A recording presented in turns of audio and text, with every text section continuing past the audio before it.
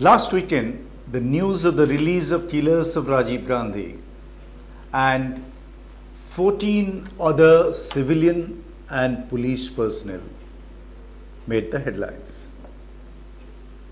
Remember, the former Prime Minister was killed while on an election campaign at Sri Perumandur in Tamil Nadu.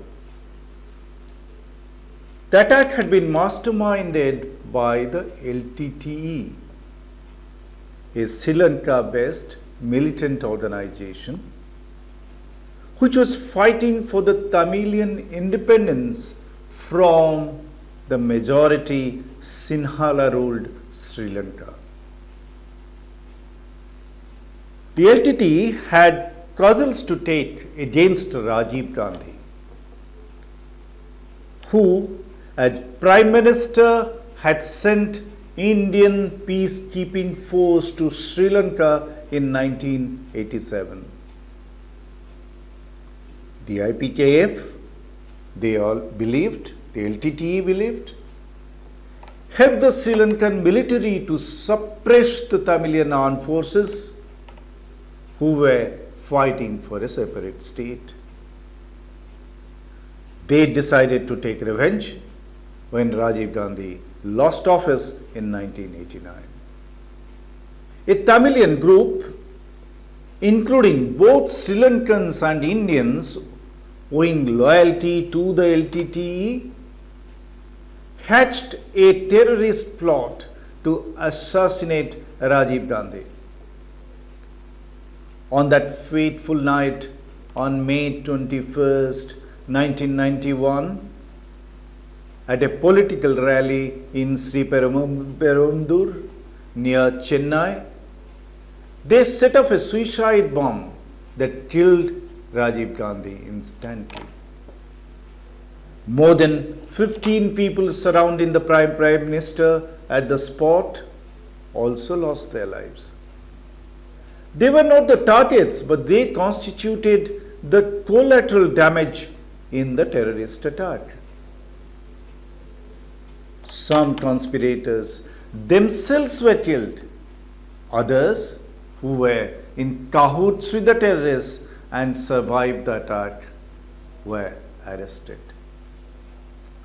7 of them were sentenced to death. Their death was later commuted to life imprisonment by the Supreme Court in 2014. In May this year, a 3-judge bench of the Supreme Court, using its extraordinary powers under Article 142, granted remission to one of the convicts and set him free. Last Friday, a 2-judge bench of the Apex Court used that May precedent and granted remission to the rest 6 convicts in the terrorist assassination case. All 6 walked out of the jail this weekend.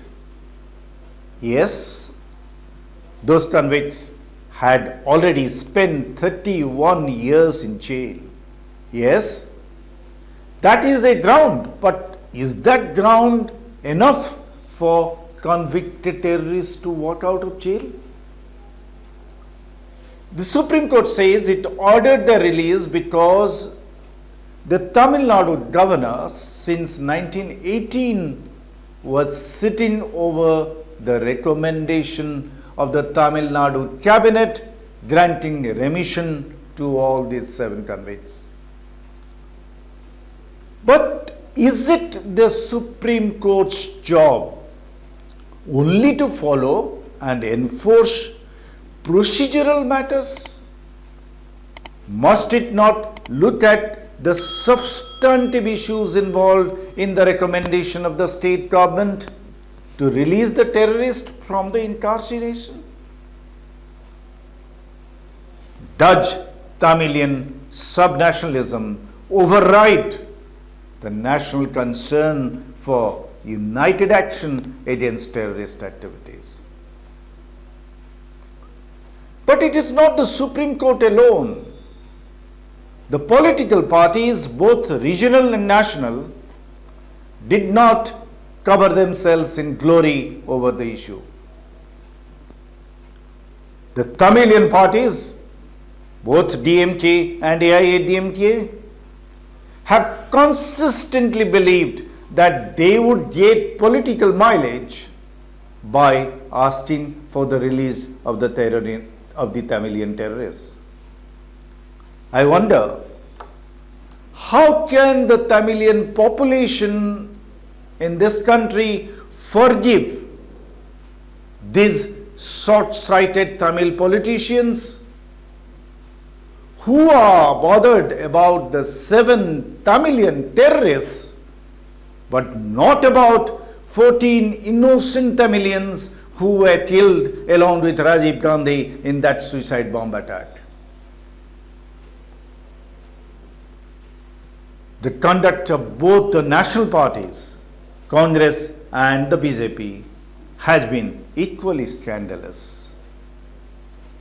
The Congress party in New Delhi held a press conference registering its formal protest after the Supreme Court announced its judgment last Friday.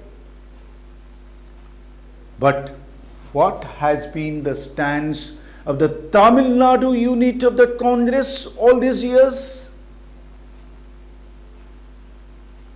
It has chosen to flow with the tide and lent its silent support to the vociferous assertion of the Tamilian parties.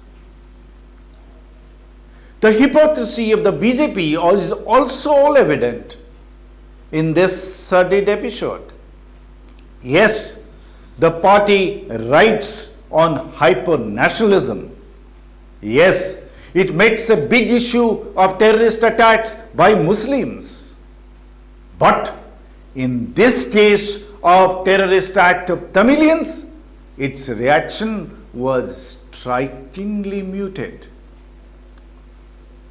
Why couldn't the BJP government appointed governor and even the central government itself, to which the governor had referred the Tamil Nadu cabinet's decision granting remission to the terrorists, take a categorical position rejecting the recommendation? Why was the governor, or for that matter the union government, pussyfooting over the issue all these years, rather than embarking on a high decibel campaign saying no mercy for the terrorists? That's because the ruling party of India, which is desperate to find a foothold in Tamil Nadu, knows it would burn its bridge with Tamilians if it goes hammer and tongs against the chauvinistic campaign of the DMK and AIADMK. As the saying goes, Hamam mein sab nange hain. All these parties stand naked. They can sacrifice the national interest. They can stoop to any level to further their electoral considerations. What is our future with such parties deciding our fate?